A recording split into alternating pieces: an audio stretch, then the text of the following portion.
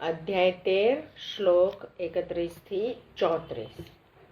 અનાદિત્વા નિર્ગુણત્વાત પરમાત્માયમવ્યયઃ શરીરસ્થોપી કૌન્તેય ન કરોતિ ન લેપ્યતે યથા સર્વગતં સૌક્ષ્મ્યાત આકાશં નોપલેપ્યતે સર્વત્રાવસ્થિતો દેહે તથાત્માનોપલેપ્યતે યથા પ્રકાશત્યેક કૃત્સમં લોકમિમં રવિ ક્ષેત્રં ક્ષેત્રી તથા કૃત્સ્નં પ્રકાશયતિ ભારત ક્ષેત્રક્ષેત્રજ્ઞયોરેવં અંતરં જ્ઞાનચક્ષુષા ભૂતપ્રકૃતિમોક્ષં ચ યે વિદુર્યાન્તિ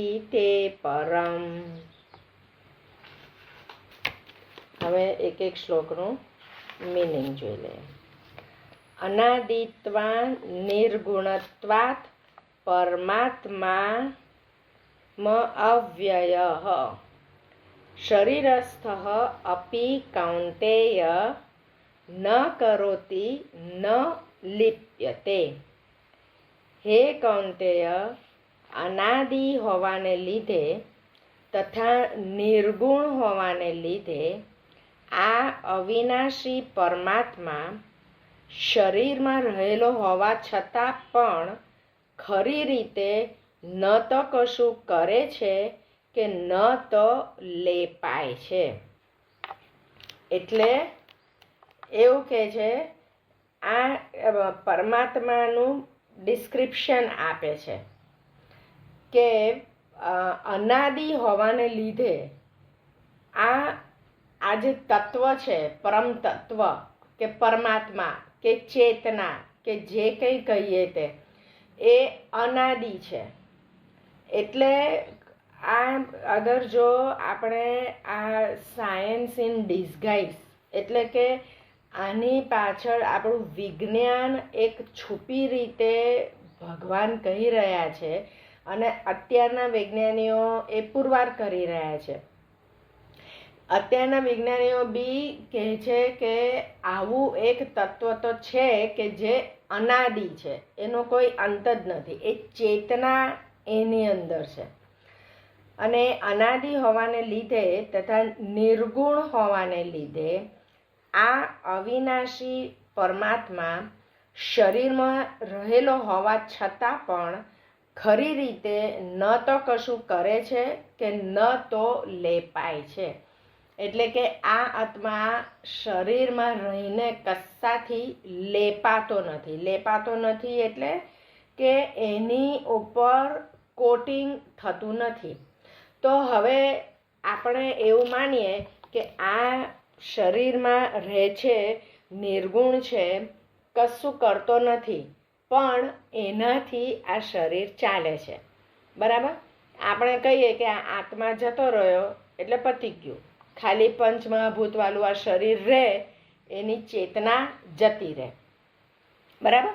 તો આને આપણે એવું કહીએ છીએ કે આ ગર્ભમાં જે આત્મા આવે છે એ અનાદિકાળથી આવે છે, કેટલાય જન્મો લઈને આવેલો છે. તો એના આગલા જન્મોના સંસ્કારો લઈને આવેલો છે. અને અહીંયા આગળ કહે છે કે એ ન તો લેપાય છે, એટલે એને એ કશું કરતો નથી, એ નિર્ગુણ છે, પણ એ લેપાતો પણ નથી. એટલે આ કહે છે, એનો મતલબ એવો છે કે આત્માની સાથે આપણે જે 7 ચક્રો જોઈ ગયા, તો એ સહસ્ત્રાર ચક્ર અને આજ્ઞા ચક્ર એ બે વસ્તુ આત્માની સાથે જાય છે. અને જો આપણે પેલા કોષ જોઈએ તો આનંદમય કોષ એ આત્માની સાથે જાય છે. એટલે એની સાથે જાય છે, પણ એ આત્મા લેપાતો નથી કશાથી. પણ આ બે વસ્તુ એની સાથે જાય છે. હવે આ બે વસ્તુ એની સાથે જાય છે એનો મતલબ કે આપણે આત્મા જો એક ફ્રીક્વન્સી ગણીએ, એક ચેતના, કે એ ચેતનાને જે ફ્રીક્વન્સી છે તે એ આપણા શરીરની અંદર એ આત્મા જે ફ્રીક્વન્સીથી રહે છે એમાં આપણું આ સહસ્ત્રાર અને આજ્ઞા ચક્ર એ બે આપણા ચક્ર પણ એ ફ્રીક્વન્સીથી પેરેલલ એની સાથે મેચ થાય છે, મેચ કરે છે. એટલે આપણા આજ્ઞા ચક્ર અને સહસ્ત્રાર ચક્રની અંદર વાઇબ્રેશન રૂપી જે કંઈ સંસ્કારો એની અંદર સાથે એની અંદર પડે છે એ વસ્તુ આત્માની સાથે જ જાય છે. આત્મામાં સંસ્કાર કોઈ નથી પડતા. આત્મા નિર્ગુણ છે. આત્મા બધાનો આત્મા એક સરખો જ છે, જ્યારે બધાના સંસ્કાર એક સરખા નથી. આત્મા બધાનો એક સરખો છે, પણ આત્માની સાથે જે જાય છે એ સંસ્કાર દરેકના અલગ અલગ છે. એટલે એ જે ફ્રીક્વન્સીનો સહસ્ત્રાર ચક્ર અને આજ્ઞા ચક્ર જેનું હોય એ ફ્રીક્વન્સીવાળું આત્માની સાથે જાય છે અને એ બે વસ્તુ અને આત્માની સાથે એ નવ ગર્ભ જન્મ લે ત્યારે એન્ટર થાય છે. એટલે આપણે કહીએ છીએ કે આગલા કેટલા જન્મોનું એ લઈને આવેલો છે, કારણ કે એ આગલા કેટલા જન્મોના આ ચક્રના અંદરના રહેલા સંસ્કારો લઈને આવેલો છે. બાકી આત્મા પોતે નિર્ગુણ છે ને એ કશાથી લેપાતો નથી. પછી કહે છે યથા સર્વગતમ સૌક્ષ્મ્યાત આકાશમ ન ઉપલિપ્યતે સર્વત્ર અવસ્થિત દેહે તથા આત્મા ન ઉપલિપ્યતે.